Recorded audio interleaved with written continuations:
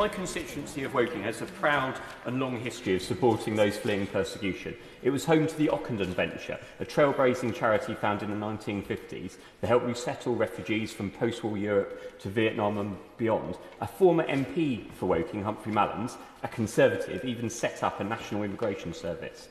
That legacy reminds us the best of British values, and especially today I think it's important we reflect on that and what makes Britain great. Yet this bill falls far short of those values, not very great at all. I sat on the Public Bill Committee for its legislation, where I proposed 15 amendments. While I support parts of this bill that seeks to tackle the cruel trade of people smuggling, I'm deeply concerned that once again this government is prioritising punitive headlines over practical solutions. One area in which the bill completely fails is to lift the ban on asylum seekers working whilst they await their decision, and that's why I support new clause 21. People are waiting for years in limbo whilst their application is processed, with no right to contribute, no right to earn, and no hope of building their lives. During the Bill Committee, we heard that as a result of the former Conservative government's mishandling of the situation, 19 people have waited 10 years or more for their claim to be settled. These are capable adults that should have been contributing to the economy.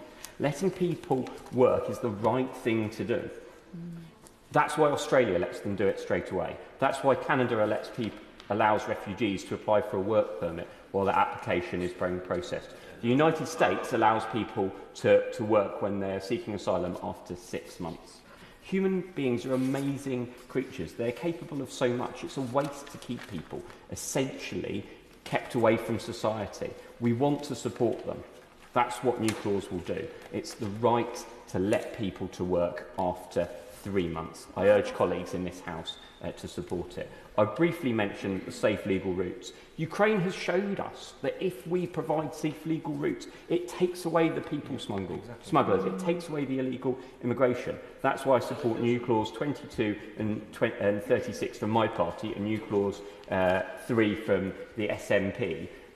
These are vital measures that will tackle the root causes of those dangerous crossings. I hope members support both of them.